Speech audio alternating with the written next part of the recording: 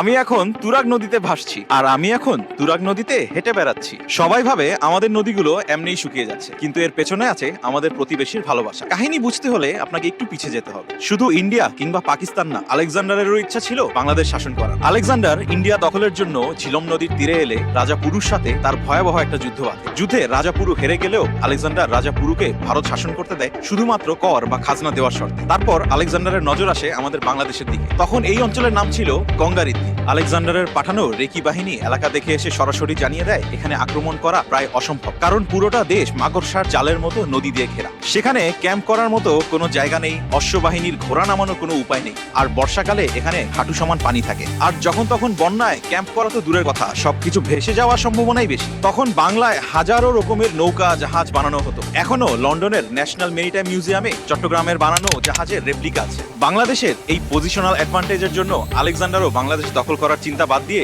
গ্রিসে ফেরত যায়। আপনারা গঙ্গারিদ্ধি লিখে গুগল করলে প্রথমে এই কথাটাই পাবেন। বাংলাদেশের এই প্রাকৃতিক দুর্গের কারণেই 1971 সালে জেনারেল ডি.কে. পালিত তার বইতে বাংলাদেশকে ডিফেন্ডার্স প্যারাডাইস বলে স্বীকৃতি দিয়েছিলেন। আলেকজান্ডার যেই নদীর ভয়ে বাংলাদেশ দখল করার চিন্তা বাদ দিয়েছিলেন, সেই ডিফেন্ডার্স প্যারাডাইস আজকে কোথায়? ক্লাস 9-10-এ পড়া মানিক বন্দ্যোপাধ্যায়ের পদ্মা নদীর মাঝির সেই পদ্মার তীরগুলো এখন শুধুই বালুচর। একটা দেশ যার গায়ে জালের মতো নদী ছড়িয়ে ছিটিয়েছিল, সেই দেশ কেন এখন শুকিয়ে মরুভূমি হয়ে যাচ্ছে সেটা কি একবার ভেবে দেখেছেন? এখানে প্রকৃতি আমাদের সাথে বেইমানি করেনি, বেইমানি করেছে আমাদের প্রতিবেশী। বাংলাদেশের প্রাকৃতিক ঢাল কেড়ে নেওয়ার মাস্টার প্ল্যান অনেক আগেই করা হয়েছিল। তাদের মূল এজেন্ডা ছিল একটা বাঁধ নির্মাণ করে বাংলাদেশকে পঙ্গু করে দেওয়া। গল্পের শুরু 1947 সালে। দেশভাগের পর বাংলার সব থেকে ভালো মাটি, নদী, শিল্পের কাঁচামাল সবকিছু পড়েছিল পূর্ব বাংলা বা বাংলাদেশের ভাগে। কাঁচামাল আর উর্বর জমির অভাবে 1966 থেকে 1968 সালের মধ্যে পশ্চিমবঙ্গের বাঙালিদের দারিদ্রতার হার 80% বেড়ে যায়। অন্যদিকে হুগলি নদীতে পলি জমতে জমতে এমন অবস্থা হয় যে 26 ফুটের লম্বা কোনো জাহাজ আর বন্দরে প্রবেশই করতে পারতো না। ব্রিটিশ আমল থেকে ধরে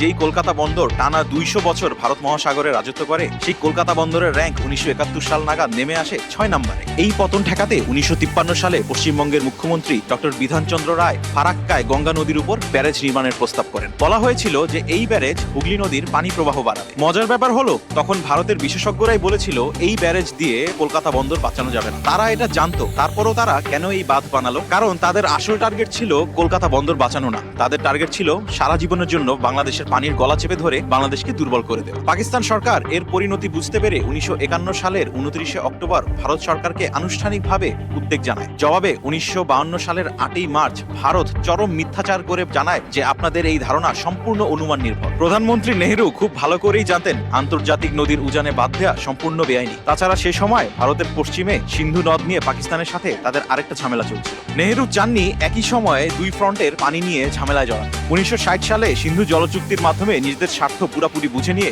1961 সালে ইন্ডিয়া ফারাক্কায় ব্যারেজ নির্মাণের অনুমোদন দেয়। 1961 থেকে শুরু হওয়া এই মৃত্যুফাদের কাজ শেষ হয় 1975 সালে। আর 1975 সালে 21 এপ্রিল আনুষ্ঠানিকভাবে সেখান দিয়ে পানি নিয়ন্ত্রণ করা শুরু হয়। ঠিক সেই দিনই আমাদের প্রমত্তা পদ্মার মৃত্যু ঘণ্টা বেজে যায়। যেই হার্ডিন্স ব্রিজের নিচে 1915 সালে পদ্মার গভীরতা ছিল 248 ফুট, সেই পদ্মা এখন পায়ে হেঁটে পার হওয়া যায়।